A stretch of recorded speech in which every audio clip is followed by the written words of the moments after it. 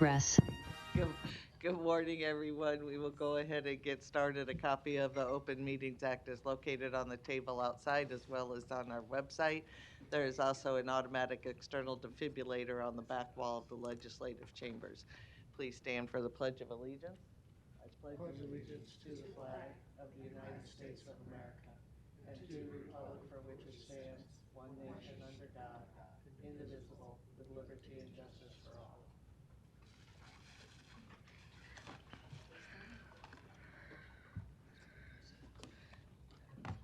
Again, good morning, everyone. We will begin with our agenda for the Douglas County Board of Equalization. Roll call, please. Commissioner Boyle? Here. Commissioner Kavanaugh is absent. Commissioner Friend? Here. Commissioner Garcia? Here. Commissioner Morgan? Here. Commissioner Rogers? Here. Madam Chair. Present. Item A, approval of the minutes of the Board of Equalization meeting held Tuesday, February 7th, 2023. Item B, call for a meeting and set Tuesday, March 7th, 2023 as a date for hearing on certified assessment corrections reflecting the addition of omitted property to the tax rolls or increased value on property. Is there a motion to approve A and B? Motion by Commissioner Rogers, second by Commissioner Morgan. Any questions or comments? Please vote.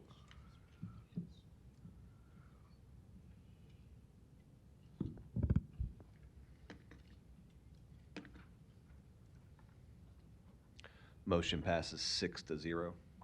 Citizen comments. Is there anyone in the chamber or on Zoom wishing to speak to the Board of Equalization about an item not on the agenda? Seeing none, we will move to resolutions. Resolutions D, E, F, and we could add adjourn if the board so desires. Good morning, Commissioners. Mike Goodwillie, Douglas Just County. second. Motion by Commissioner Rogers, second by Commissioner Morgan. Go ahead, All Mike. right. Good morning, Commissioners. Mike Goodwillie, Douglas County Assessor, Register of Deeds Office. I thought I might clarify item D, because if any of you looked at the materials, you might have found them hard to follow. Us too. These are exemption applications purportedly with the organization being IBM, and their accompanying materials that are really hard to follow. The fact of the matter is these are two single-family homes. The signatory on the application, Ms. Sandra Watson, owns neither. And when we got these, we thought, well, you know, what do you do with those? I mean, if you look at the materials. But we don't think the statutes give us the luxury of saying, well, we think this is odd or unusual, so we're not going to deal with them. So unfortunately, here they are with a recommendation to deny, playing it strictly straight. They are not owned by a charitable, educational, religious, or cemetery organization, nor are they used for any of those purposes. So in our view, these clearly don't qualify. Correct. Okay. Any other questions or comments? Otherwise, there is a motion to approve the resolutions D, E, F, and adjourn. Please vote.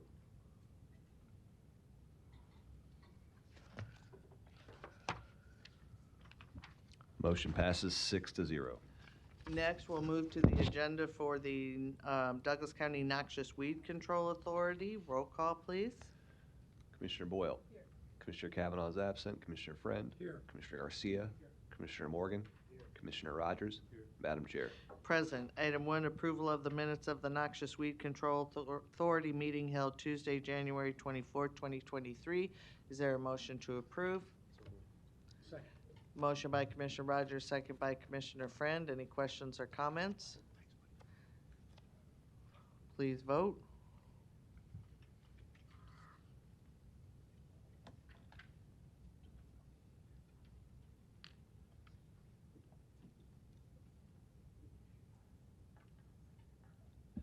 Motion passes 6-0. Citizen comments. Is there anyone in the chamber wishing to speak to the Board of Noxious Weed Control or the Noxious Weed Control Authority about an item not on the agenda?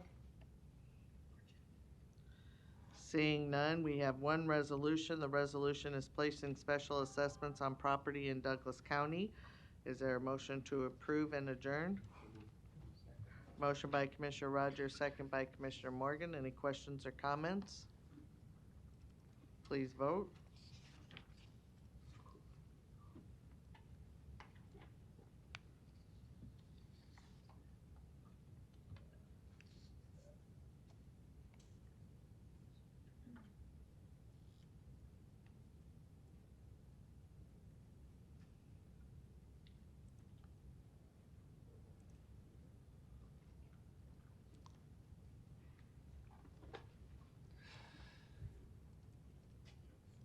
All right, Commissioner Kavanaugh has arrived at the meeting. Motion passes 7-0.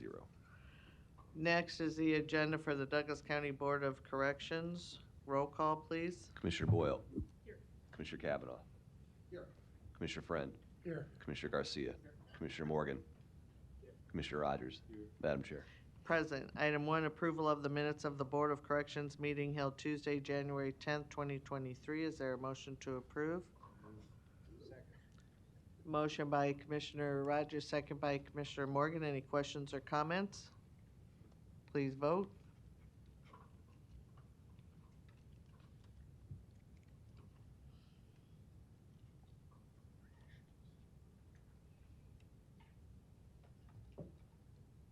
Motion passes 7-0. Next are citizen comments. Is there anyone in the chamber or on Zoom wishing to speak to the Board of Corrections about an item not on the agenda? Seeing none, we'll move to the report from the Director of Corrections. Good morning, Mike. Good morning, Commissioners. Michael Myers, Director of Corrections for Douglas County. You have before you my report for January of 2023. After the 7th month of the fiscal year, we are $3,628,448 under budget. We have some major safety and renovation projects which have gotten underway, and we expect the cost of these projects to reduce that surplus in the coming months. $832,736 were spent on overtime costs in January. This is up from the previous month.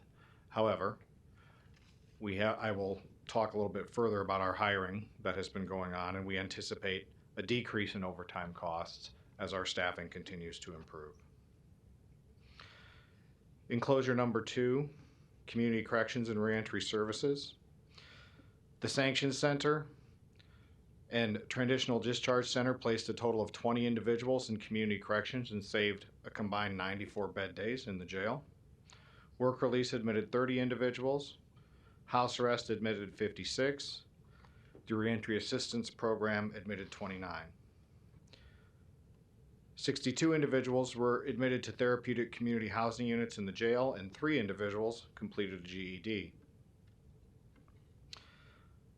Our pretrial services, we are still working with vendors and .com to integrate some data systems so we can give you more robust data.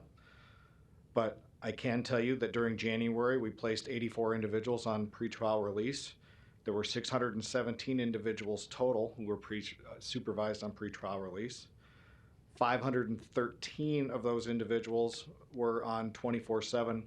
I should clarify that there are some legacy people on 24/7 that before we folded that into pretrial, so not all of those 513 are on the current pretrial release program. And 104 individuals were supervised via GPS monitors.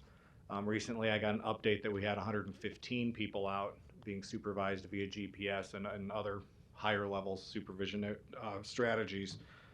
That those are people who would likely have been in the jail under the previous system. We are able to track law library usage on our tablets, and the number of individuals utilizing the law library services are significantly higher than when we offered law library access in a classroom setting only. And before I go on, the attachment you'll see for your second enclosure, you'll see a lot of, it looks different. We started revamping our report. You'll see a lot of fairly blank graphs in there because this is the first month. I want to give you data that you can see how it builds and trends over time. We started that going forward with 2023 for this enclosure. And there's also some additional data in enclosure number 1, and I'll continue to work on revamping the rest of the sections of our report and probably collapsing some down and making consolidation over the course of the next couple of months. If there's any data, however, that you guys really would like to see retained, we are still keeping everything from the previous version of the reports. Enclosure number 3, compliance. Our final year of documentation for this audit cycle our documentation is being collected. Our reaccreditation audits for the American Correctional Association for the jail as well as community corrections will occur in the fall of 2023. We received our final reports from our Prison Rape Elimination Act, or PREA, audit in January, and I'm happy to say that both the jail and community corrections are in full compliance. 5 officers below the rank of sergeant left employment in January. This includes 1 retirement and 2 officers who did not successfully complete training. 8 officers began a 4-week training academy on January 9th and graduated on February 3rd. 16 officers began a 5-week training academy on January 27th and will graduate this Friday. I do have a little update since I typed this last week. We did have 33 officers start yesterday, and we are going back to our 6-week training program because of the size of that class. They began their 6-week academy yesterday on February 27th. This is the largest in recent memory, or any memory for that matter. They will be working housing units and significantly reducing our overtime costs in mid-April after they have completed their field training. We are discontinuing the Accelerated Training Academy with overlapping classes beginning with the February 27th Academy to assure that each new officer in this large class receives high-quality training and demonstrates the required skills to safely begin their service to Douglas County. 7 officers graduated from the training academy on January 6th. We continue to see large increases in our applicant pool since the changes to the contract with the FOP Lodge 8 took effect. We also began a marketing campaign using social and local mainstream media outlets, including TV, radio, and print ads and publications, including those who traditionally appeal to our minority communities.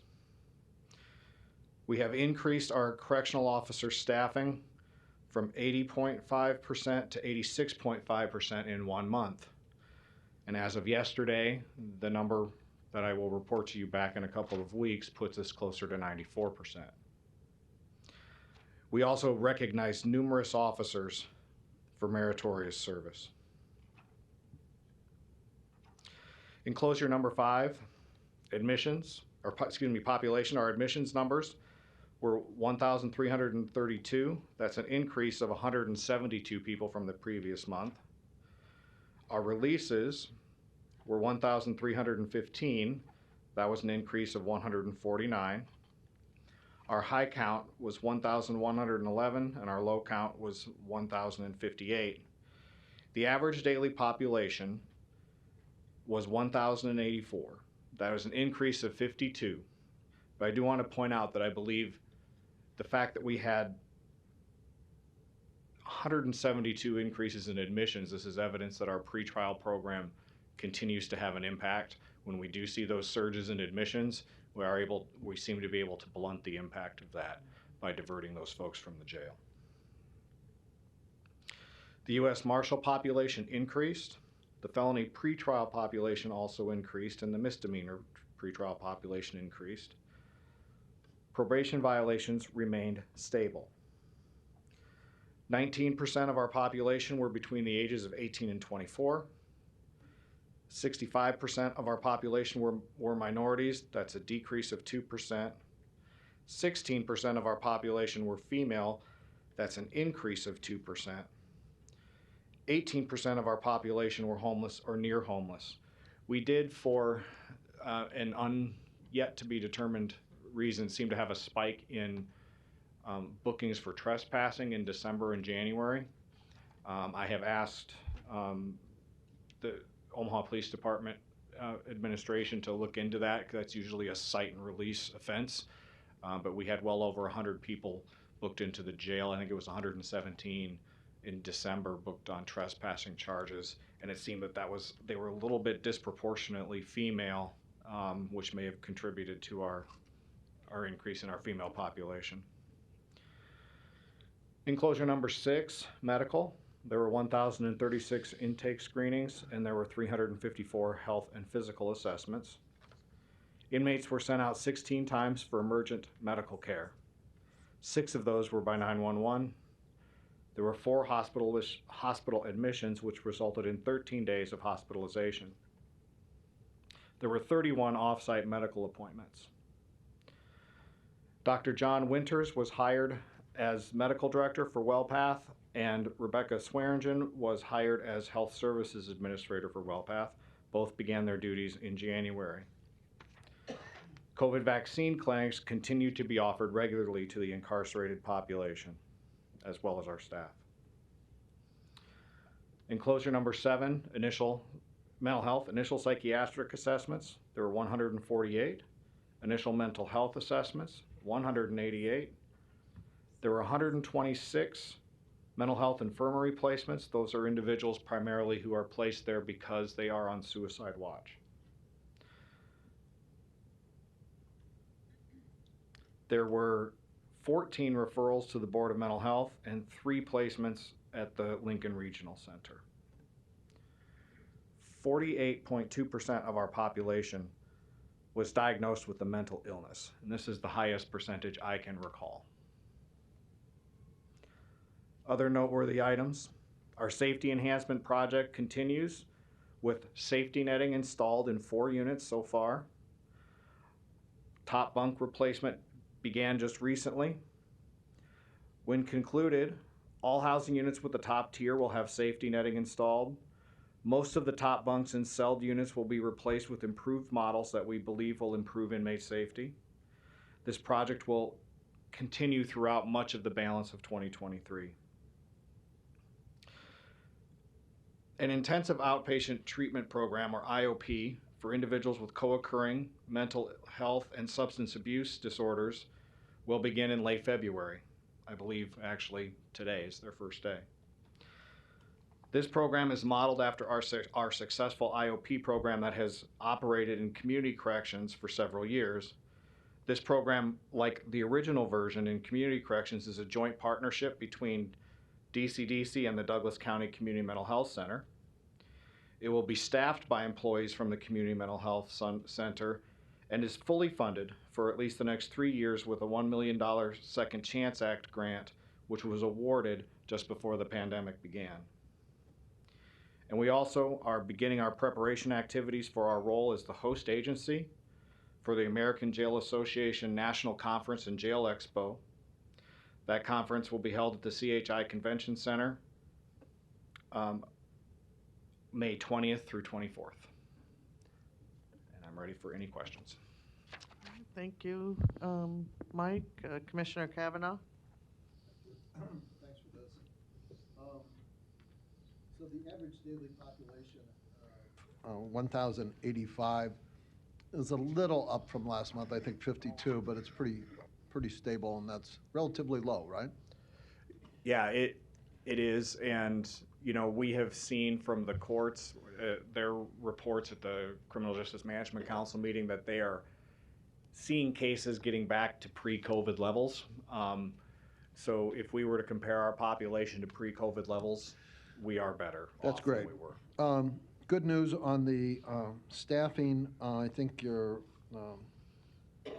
authorized overall staff is 494. On hand, you're at 437, 88.5. That seems to be a high. as well. We are making progress. And of those, the corrections officers, the CO1s, authorized for 349, and you have 302, 86.5%. That's an improvement over last time as well. Absolutely.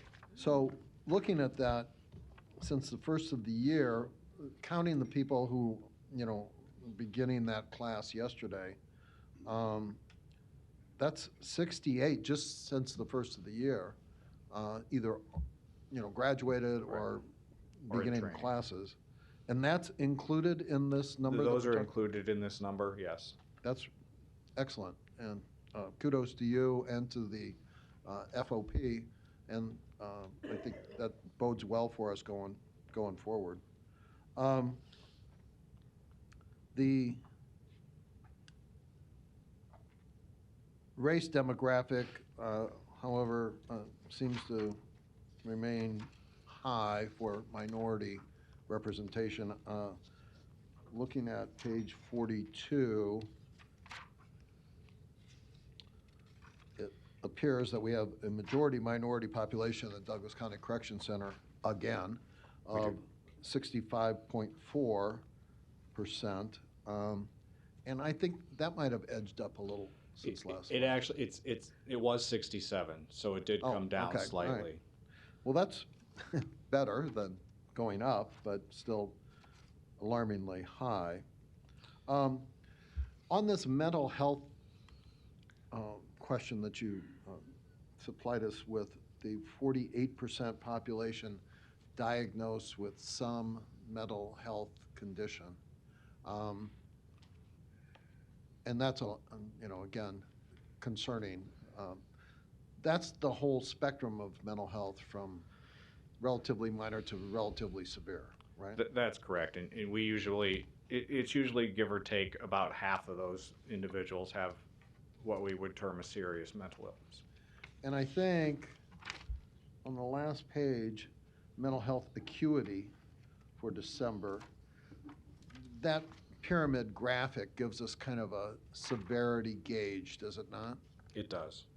So that most severe, psychosis, schizophrenia, schizoaffective, psychosis, NOS, that totals 276 inmates. And that's out of this population of 1,084, right? Well, I think that actually references I want to kind of attack this graph as I Sure. redo our report, because I think it's a little confusing, because we have, over the course of the month of January, there were 2,000, at the bottom of the graph you see the cumulative population, there were 2,080 different individuals in the jail at one point, so our average daily population. Coming and going, yes. Yes. Right. So that's the total, that is reflected, that's 276 individuals with a psychotic disorder visited the jail for some or all of January. Okay. Yeah, that makes sense. 1 minute. So inmates diagnosed with mental illness, of that 2,080 population, is that 1,002 number of Yes, that? That's of that, yes. That's where we get the 48%. Okay, so that's very close to 50%. Yes. All right. 48.17%. And of that pool, of that 2,276 would be the most severe diagnosis, Correct. or a little over 10%. Correct. Thank you. Commissioner Boyle? Thanks, Mike, for the report. And just to extend a little bit on what Commissioner Kavanaugh was talking about on the mental health issue, what's the most common mental health disorder? I know that graph seems to combine to say an individual could have more than one. So what's the most common thing that you see, and are substance abuse disorders considered in that So number? substance abuse disorders are not considered in this pyramid. Okay. They are tabulated separately. The depression and anxiety, I think, are probably the most common. And like I said, I want to kind of take a look at this pyramid and how the data is constructed in it. But, generally most of our people who are mentally ill, well, not most of them, but the largest share of them are in those two categories of depression and anxiety. unfortunately not followed too far behind by, more severe mood disorders and thought disorders. Okay. And then that's the goal of our mental health program, trying to figure out if it's a joint project here to address those Absolutely. particular individuals. And then just on a different topic, you had mentioned that there was an increase in the number of trespassing individuals that came through. So I'm assuming that's people who are homeless. Is that right? Most likely, and there's something I need to verify. I'm actually not even going to bring it up in public because I want to verify it first. So. Okay, it sounds good. And then for those individuals who are homeless, and this goes back to an 18% population, which is something that you had mentioned. If 18% of the population in the correction center is homeless, and we need to work towards stabilizing them. I'm sure there are navigators to try to coordinate that particular end goal. Can you give an example of the organizations that our navigators work with in order Sure. to stabilize these people and help prevent them from needing to come back?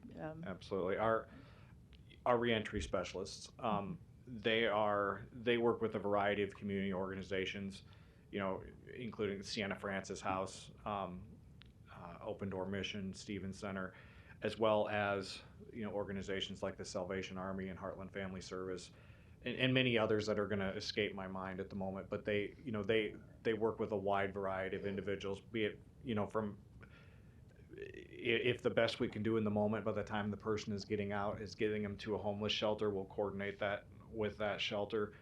If we have time to set up, treatment or get somebody into a halfway house, there are options that our staff pursue for that as well. And then is it tracked on the recidivism rates on the homeless, particularly if they're sent to shelters as opposed to more stable housing? I bet we can probably tease that data out of our systems to see of those who've been identified as homeless. I'd have to go across a few different data systems, but I think it could be done. Yeah, I'd just be curious. It just seems like that's getting close to 20% of the population there.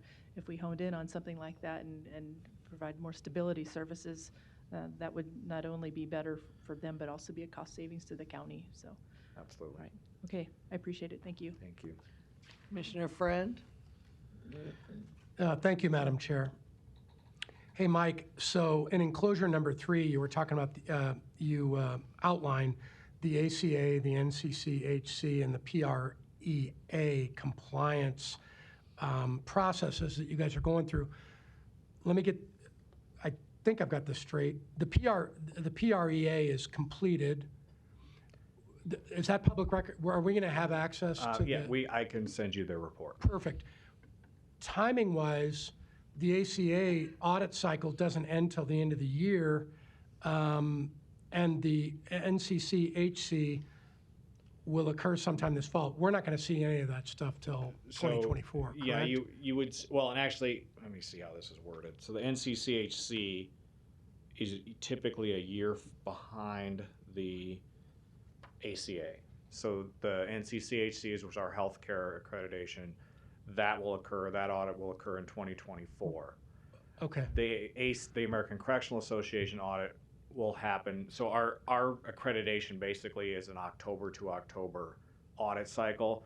We then officially get our accreditation and our final report the following January at the ACA conference. They have a spring conference and a winter conference, or a summer conference and a winter conference.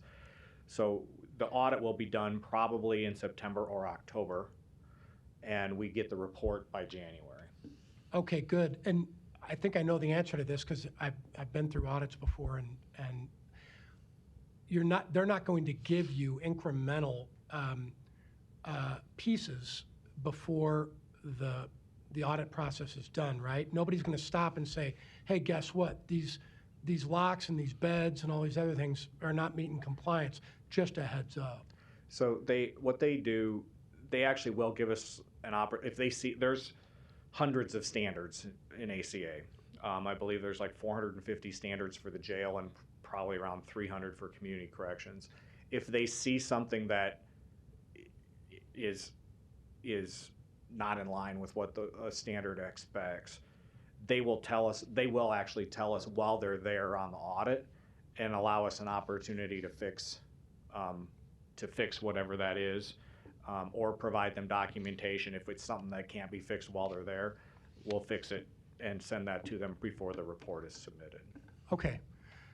Good info. Thank you, Mike. Thank you, Madam Chair. Commissioner Morgan? Mike, thank you for the presentation and the work all your people and family there do. And I know they're treated as a family. I was going to make a suggestion to this board that I know we have Mike every month. I really think I'm in favor of it, but we can think about it. I think it'd be nice if we did something like this every other month with the youth center and have our director here to talk about that and get that kind of update, and more importantly for the public to hear and listen to how that is going. And that's a thought I've had, and I'd like to see us maybe consider doing that, Madam Chairman. Yes, Commissioner Morgan, and Commissioner Rogers was having that report the last Tuesday of every month, and we kind of got off due to COVID, but we'll get that regularly back on. But I think even having Brad Alexander come here would be a good thing, you know. Yeah, we'll work with Kim and Whatever other Commissioner commissioners Rogers, think, yep. and they can give you some input if they do. Yep. I haven't talked to any of them about this.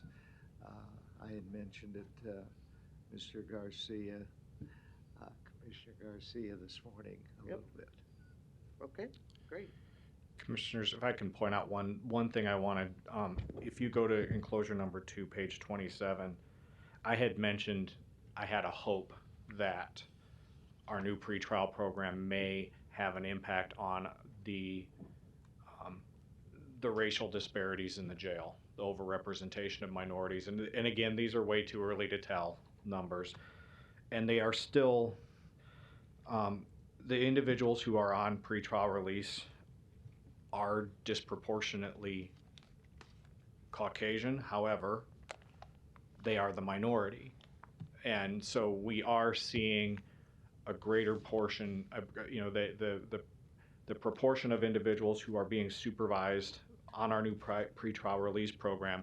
There's a greater, or sort of an inverse, we are seeing there's more minorities being supervised than the majority population. So I think that it's something I'm going to still watch very carefully, because it's been my hope that giving the judges the choices of having conditions for supervision rather than strictly relying on a cash bond will have an impact for individuals of lesser means to be able to continue to move forward with what's productive in their lives and be supervised safely in the community.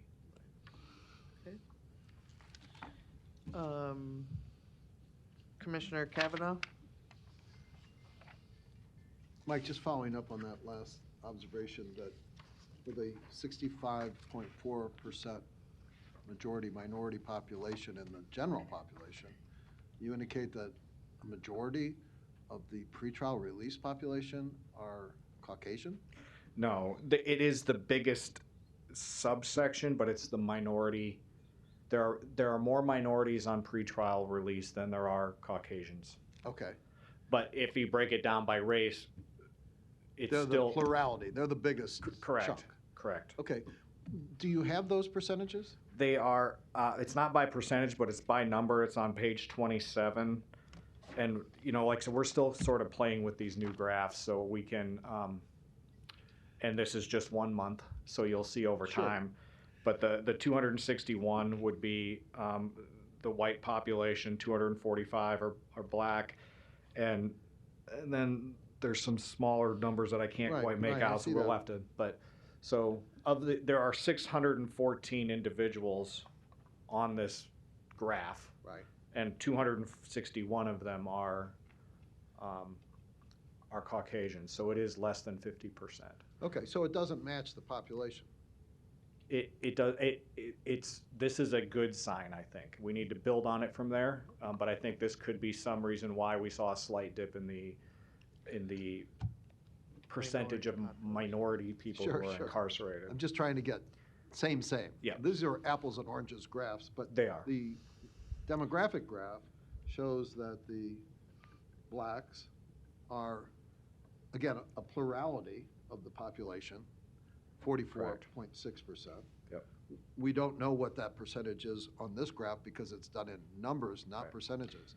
So it's important to have same when Yep. we're doing these comparisons. But obviously, the white component of the general population, which is 34.5%, and the white component of the pretrial population, which is given in numbers, Right. not percentages, so comparison is difficult, Yep, I'll have them adjust that graph to be a is percent. way over, I mean, I'm just doing a rough math here, but way over 34.5% of the pretrial release population, which lead me to believe that whites, for some reason, based on the general population demographic alone, are overrepresented in the pretrial release population. Historically, not just here, but across what I've learned in conferences, national conferences, is that all, well, I shouldn't say all, but many interventions to place people outside of correctional facilities statistically favor people who are a little older, people who are a little whiter, and people who are a little more female, in terms of that's a phenomenon that has been borne out nationally. That I see this as, it still shows us we've got a lot of work to do, but at least this pretrial population is a little more reflective of the community. It's not where it needs to be. We still have to do a lot of work in this regard, but I hope we're inching in the right direction. Right. I mean, the concern that I have is just on its face, Mhm. you could say that there is a racial bias in the pretrial release criteria that represents more white people being released on pretrial release than are represented in the general population, and fewer people of color, particularly blacks, being released than in the general population. I mean, that just appears on the surface. You're right, Commissioner. That is, I mean, and there may be people that provide an explanation. Well, there's different risk levels, different types of crimes, different, 1 minute. but these are all questions that deserve hard research and hard and sobering answers.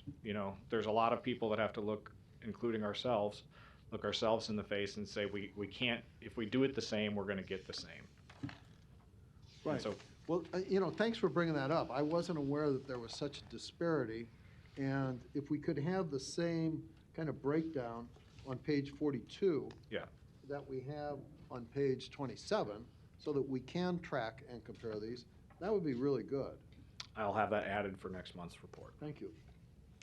Okay, thank you, Mike. There is no need for executive session. Do we have a motion to adjourn? Motion by Thank you, Commissioner Commissioners. Rogers, second by Commissioner Morgan. Please vote.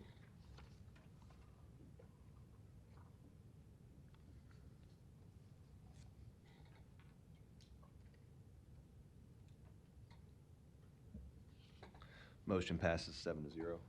Next, we'll move to the agenda for the Douglas County Board of Commissioners. Roll call, please. Commissioner Boyle?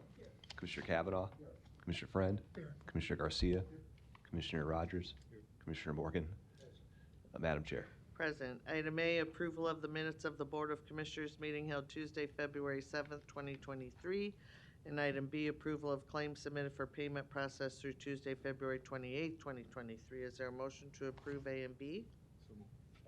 Motion by Commissioner Rogers, second by Commissioner Morgan. Please vote.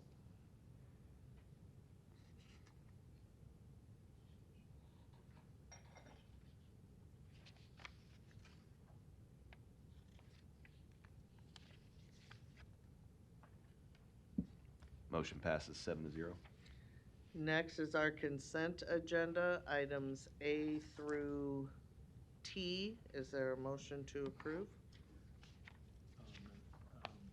I approve with the removal of F7. F7. Okay, motion by Commissioner Rogers, second by Commissioner Morgan. Commissioner Kavanaugh? Yes, I just have an informational question for the record. On item T, agreement with Nebraska Medical Center for post-acute care beds at the Douglas County Health Center. I don't know if there's anybody here that can speak to that. I did look at the backup document on that. I don't suppose there's anybody.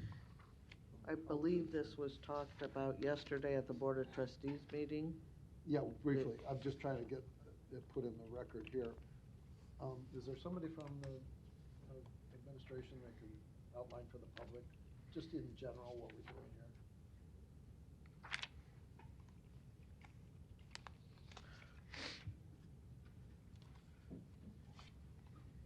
I can start the conversation and then, okay, Commissioner Boyle, do you want to? So just to clarify, just for the general public, yes, there was a Board of Trustees meeting yesterday of the Douglas County Health Center, and in that, among other things, was a contract to work with University of Nebraska Medical Center, who approached needing some help with subacute care. So people who are spending time in the hospital that really could be in a hospital with a lesser skilled need. And so the importance of doing that is that can free up beds for more acute care at University of Nebraska.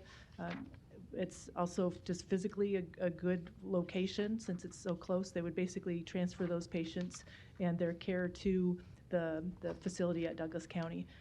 It's also an opportunity for Douglas County to really provide more of the same care that they're already doing. So it's not reinventing the wheel. It's mostly just for the first time ever, UNMC is contracting with another entity to kind of take some of the load off, and it's really a great example of some of the collaborations that can happen between health systems in our area.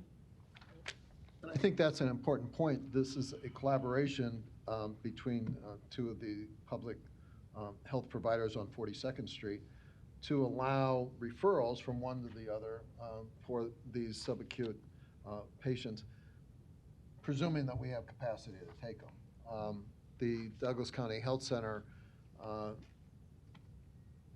kind of fortunately, has a pretty high occupancy rate, which is kind of what you want with a health center, like with a hotel. You don't want a lot of empty beds. So this would be, as available, we would be able to accommodate UNMC. But I think it shows a good collaborative effort between Douglas County Health Center and University of Nebraska Medical Center on one of a myriad of issues that we could, going forward, collaborate on with them, with VA on the other side of our health center, along the 42nd Street Public Health Corridor. So I think this is a good idea. And I think the per diem on this was something like $600. $600. So it would be UNMC paying $600 a day per bed, depending on our capacity to allow them to refer these patients to our care. Right? Yep, I think you got it. Thank you. I think that's a good idea. Yep. There was a motion to approve the consent agenda A through T minus F7. Any other questions or comments? Please vote.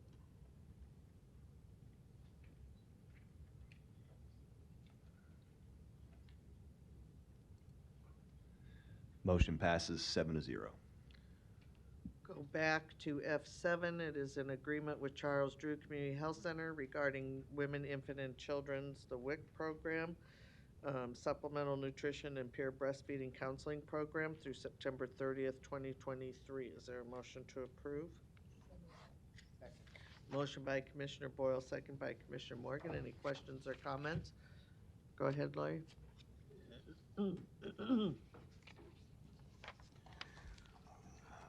Larry Store, 5015 Lafayette Avenue, Omaha 68132. This is on item 7 in general, not specifically just number 7. on the Drew. I've been down to the state quite a bit also, and last week I was down there, talking about some of the bills, and I discovered in documentation that we do not yet have a state law regarding public health as a racism issue. Racism is a public health crisis. So I got to thinking after reading the documentation behind this item on your own website that, maybe you're trying to sneak something in under the tent that's not a law, either a federal law or a state law. So maybe you're possibly doing something illegal here. You may be better wait until it gets approved as a law by the legislature and the voters. But listening to the earlier discussion also, maybe we need to stop some of this stuff, because if the black and Hispanic population are overrepresented in the numbers. Larry, stick to the item, please. That Okay. was the previous item. But we're saying that there's a public health crisis in Douglas County Corrections. Am I right? That's nowhere Thank you. on this number, thank you. Anyone else wishing to speak before the board on consent? There was a motion and a second. Please vote.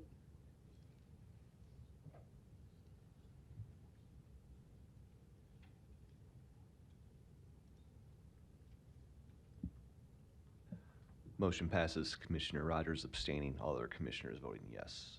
Next, we'll move to recognition and proclamations. The first being a resolution declaring March 2023 as Irish American Heritage Month in Douglas County. Commissioner Kavanaugh and Boyle, I don't know which one wants to start.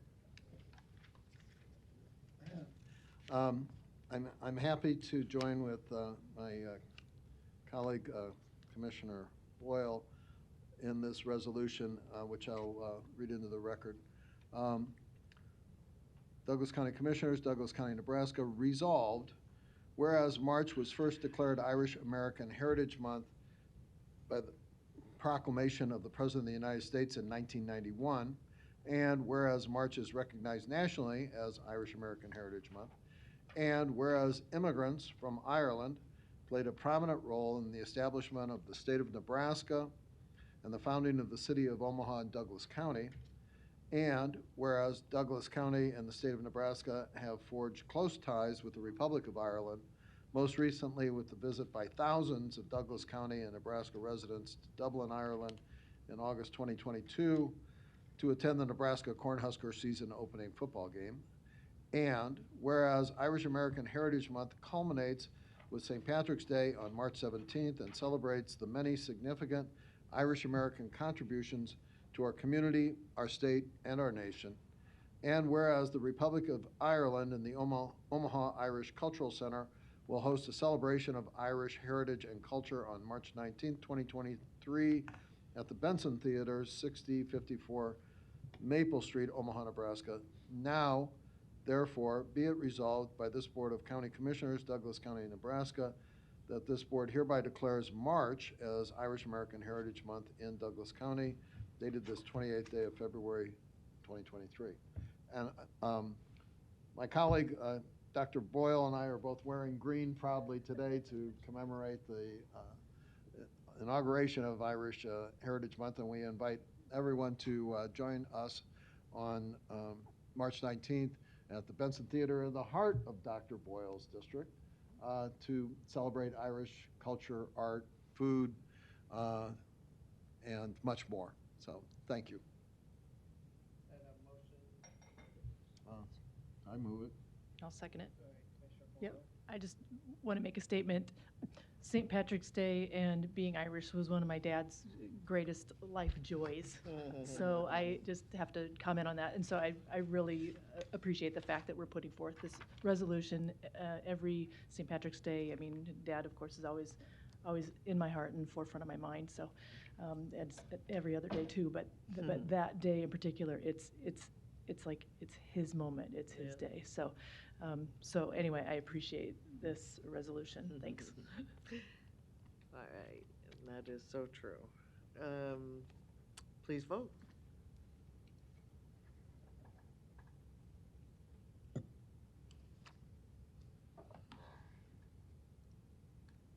Motion passes 7-0. Next, we have a recognition of Rosa Phillips, who worked for the Douglas County Treasurer's Office for 25 years. And her and the treasurer, John Ewing, thank you. Okay, morning. Good morning, Commissioners. Rosa Phillips, former Douglas County Treasurer employee. Okay, thank you. Thank you, Commissioners, for this opportunity to represent Douglas County and the employees of Douglas County. I'm John Ewing, the Douglas County Treasurer, and this is one of my favorite things to do, recognize our longtime employees who have provided excellent customer service to the citizens of Douglas County. Today, we're recognizing Rosa Phillips, who has served the citizens of this community for 25 years. And very proud of her. And Madam Chair, did you want me to read the resolution or did you want to read it? No, go ahead, you have it. Okay. One concession, I make the age, I need reading glasses. Resolved, whereas Douglas County, Nebraska recognizes that its employees are the county's most important asset and resource for providing quality service to the citizens of Douglas County. Whereas the county wishes to recognize Rosa Phillips of the Douglas County Treasurer's Office on her retirement and dedicated service of 25 years to Douglas County, Nebraska. Now therefore be it resolved by this Board of County Commissioners, Douglas County, Nebraska, that the county recognizes Rosa Phillips for her dedicated service to the citizens of Douglas County and thankfully presents this resolution as testimony thereof, dated this 28th day of February 2023, Mary Ann Borgeson, Douglas County Board Chair. Do we have a motion to approve? Motion by Commissioner Rogers, second by Commissioner Boyle. Please vote. Oh, just back up for a minute. We have some comments first. No, we'll do that after. Okay. Yep. But, oh, you want to talk before the vote? You can, go ahead. Rosa, as an exit interview, in 1,000 words or less, can you analyze John's job performance? I can. Thanks for your service. I'm just kidding. I know, I'm Don't do teasing that. as well. Congratulations. But I would like to say one thing. Absolutely. I am a girl of symbolism, and today also represents 21 years of community service for Treasurer John W. Ewing. 41 years, sorry. 41 years of community service. So that's a blessing as well. Yes. Yes. Yes. Well, Thank you, good Rosa. for you. You're welcome. Thanks, Madam Chair. I just want to add one of the things as you walked up and got to the podium, you showed us your smile. And that's what people are going to miss is your Thank you. smile. Your good work, your dedication, it was just amazing, but your smile is what Thank people you. will miss. But we wish you the best in Thank your you. retirement. Enjoy it, do some fun stuff, Mhm. enjoy your family. Thank you. Anyone else? Okay, so now we would like you to come. And then I will. And then you'll come back with oh yeah, please vote. After we do this. Yes. Roger, you got it.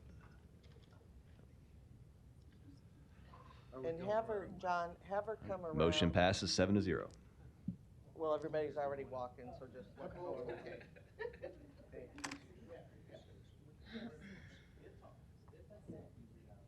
I was in the treasurer's office 99.5% of my years.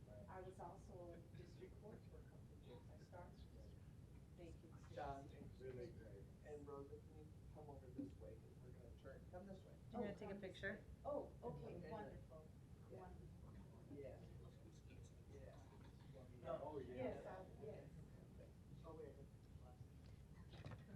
All right, so let's squeeze in a little bit. Come this way, step, yep, so we can get you against the wall there, so everybody's in here. Okay. All right, look right here. 1, 2, 3. Okay, one more. 1, 2, 3. Okay. Yes, ma'am.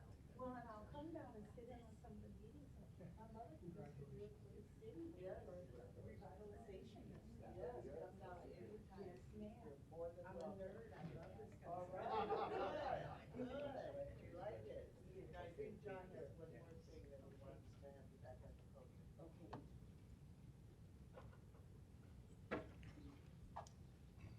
Okay. Commissioners, thank you for indulging me. I wanted to do the resolution first, but we also have a tradition in the Douglas County Treasurer's Office where we present the employees with a clock. Because Rosa retired very quickly, I wasn't able to do that at her retirement party, but I'd like to do that today. So Rosa, I would just like to thank you for being part of a great team. Thank you for all of your customer service, but as Commissioner Borgeson said, thank you for that smile. You made it a pleasure to visit with you, to have you representing the great men and women of the Douglas County Treasurer's Office, and it was my honor to be able to promote you from customer service technician to customer information technician. Thank you for all of your great work. Thank you for being such an amazing human being as well as an employee. Thank you.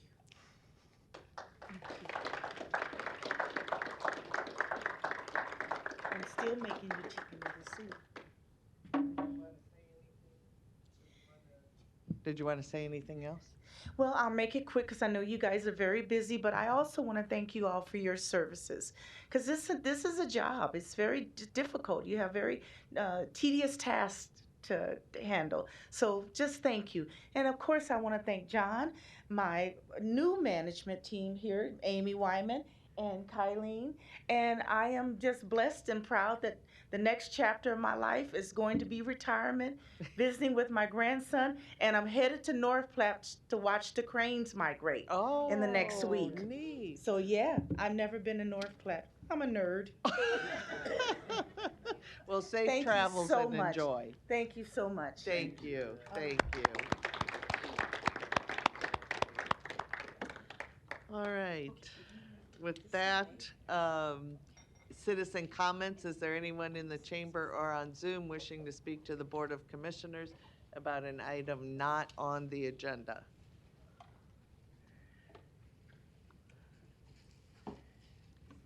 Good morning. Good morning. Jaquela Yarbrough, 6B Nebraska CEO, 2417 Burdette Street, Omaha, Nebraska, 68111.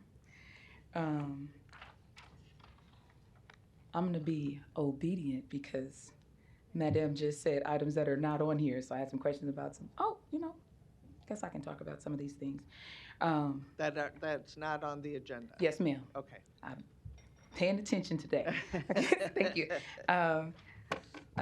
Just want to take a moment to honor all the people who do this every week and do this every day, and sometimes don't necessarily get the recognition. Like she said, you guys do have a lot to carry, and so I do just want to acknowledge that because sometimes I know when I get up here and say it's heavy, but anywho, just wanted to start there.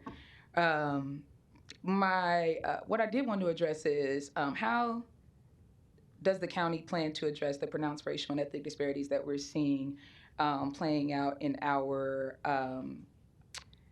in the Douglas County Corrections and also in behavioral and mental health with our youth and our adults? We're seeing this thematic piece where the same individuals who are coming in through youth services, maybe through through the youth center, the same youth that are going through the youth center, we're seeing them go to jail. The startling numbers that we talked about today are scary to me, that 44% of those individuals are Black. And so Again, we're looking at the continuation. I think the county's doing a very great job. There's a lot of growth and a lot of expansion, but what we're not doing is we're not taking away at the racial and ethnic disparities. And I don't want that to become something that kind of just becomes something that we push under the rug, we push to the side, because at the end of the day, these are our people, our servants, we are servants of our constituents. And I know I'm short on time, so I'm really trying to condense what I have written. What I'm most concerned about is the sources of our data. As Commissioner, you talked about a little bit, like a lot of the data is really hard to read or disorganized or even inconsistent with current trends, depending on where the data source comes from. We're also concerned, and I say we, the community, about not having more of a qualitative piece, like weighing in on what does the community think about the thematic issue with disparate conditions that we're experiencing, because ultimately we're all experiencing it, but we all don't get to weigh in on the solutions. So I am concerned about, do you have a qualitative data source that's community-based regarding to inform any type of racial and ethnic disparities prevention plan. I'm also concerned about, our willingness to move in accordance with recommendations. On a number of our projects, we don't necessarily go in the direction that the data points. If the data shows that, hey, this is a great project, a large project, that it looks good and it's going to create jobs. However, if it's perpetuating disparities or it's not decreasing disparities at the very least, then could we move some of our efforts in that direction? Lastly, I want to talk about a lot of the calls that we're getting regarding the Douglas County jail visitation policy. As we heard earlier, 44% of those people who are not getting pretrial release 44% of that population is Black. We know that we just heard that most of the people who get pretrial release or supervised release are white. There are no in-person visits at this time, and the virtual visits are $12 a piece. And so for a lot of our families, that's a burden. Now, we've taken on the responsibility of kind of providing those families an option of paying for them to have a virtual visit. But if you can imagine, if you're in jail and you have to pay for a visit, and that's the only way that you can visit with your loved one, I think that perpetuates a very obvious disparity. And again, that adds to that thematic thing that we just continue to see.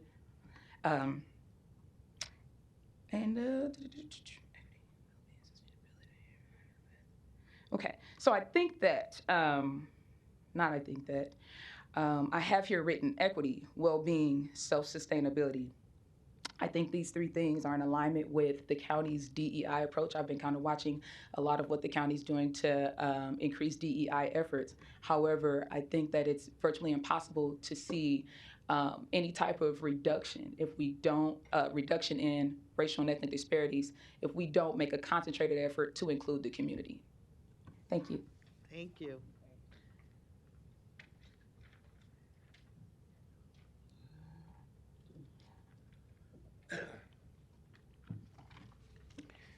Larry Store, 5015 Lafayette Avenue, 68132. As I mentioned earlier, I was down at the State House last Friday. We had lots of fun last Friday in regards to the Open Meetings Act. I have a copy of it there, but unfortunately, they're not going very far with that. They're amending only one little sentence in there. And so there were a lot of citizens there that were against it, for the act, but against that watering down of the act. It was quite interesting. There were people from Fremont, people from Omaha, people from other places. And they had a lot of negative comments about their open meetings, like I do. And I probably got out of hand there again that day, because I did mention the differences between this body, Omaha Public Schools, the City Council, et cetera, in not only their rules, but their agendas. And the agendas can be very confusing and more or less water down the citizens' ability to understand local government. You have to go online to the attachments, such as with the previous item this morning, to find out what's really going on. But most people, citizens, don't have time to do that. And they also don't have time to go to all the different boards that you have that make these decisions before it comes to the board or the council. A lot of citizens aren't aware of that. City council, for example, by the time you sit down and read their agenda and trying to figure out what is and is not an item for a citizen to talk on, the meeting's probably over, or they've closed that discussion. And also, this happened today also, Marianne, there's a point where the city council president doesn't even look up before he closes the public hearing. There was one point there this morning where you didn't look up to say, are there any citizens that, since you opened the consent agenda, that would like to comment? I think your rules also say that, but that's part of the problem. Your rules are different than their rules, so citizens get confused. Now, since the no longer on the agenda, I want to go back to my previous comments. And I want to refer back to December 8th in this board, we're talking about public health infrastructure. I guess it was a resolution at that time. This is a copy I'll give to you. But you've heard me talk about federal government versus local control. When you do everything by grants from the federal government, you're subjugating us to federal rules and regulations, which aren't necessarily in the Constitution.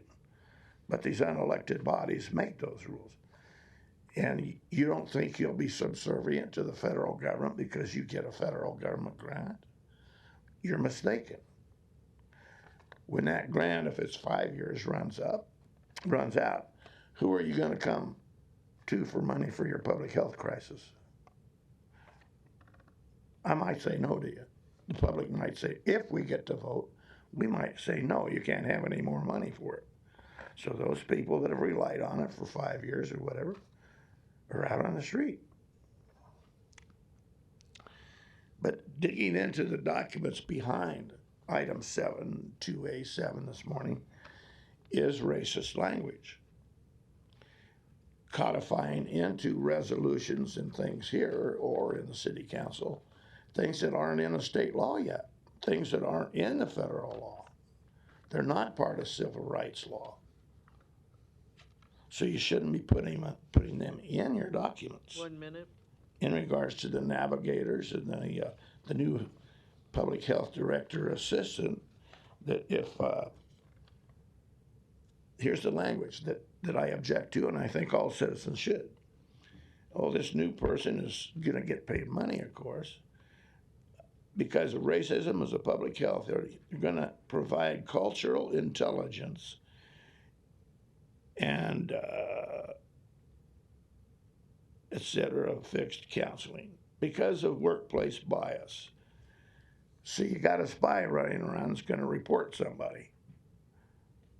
You know, that sounds like Adolf Hitler, Joseph Stalin, Mao Tse-tung, where you have somebody you hired or you appointed running around reporting on somebody cultural deficiency.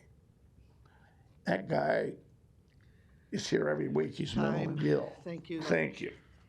Anyone else wishing to speak to the board about an item not on the agenda?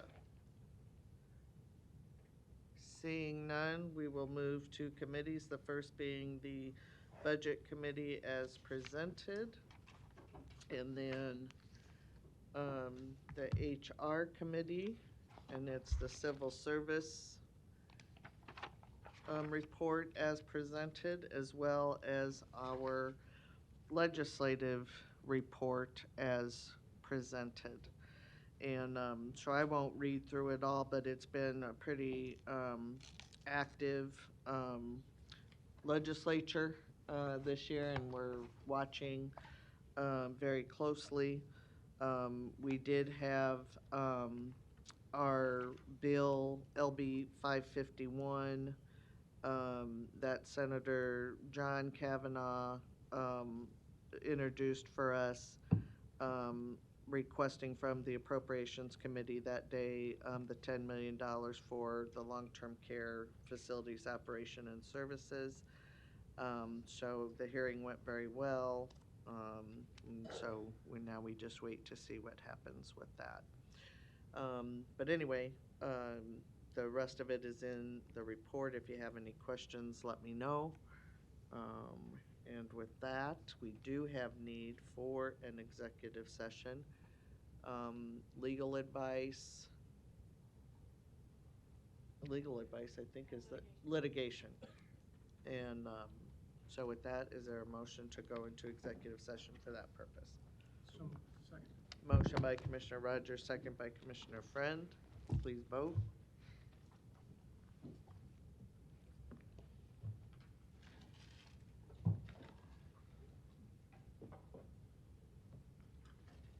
Commissioners Rogers and Kavanaugh, thank you. Motion passes 7-0.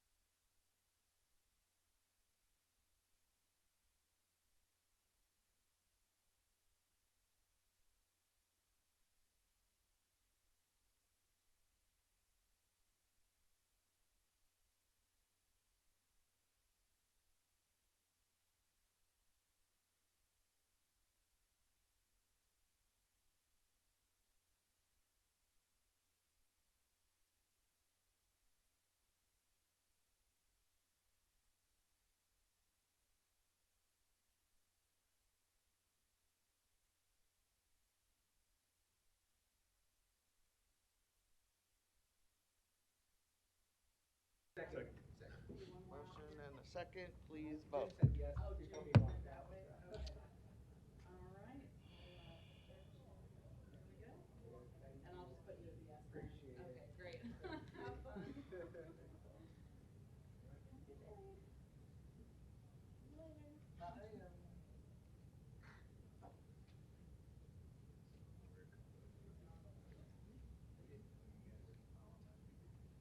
I vote yes to adjourn. Yes, okay, yes, sounds good.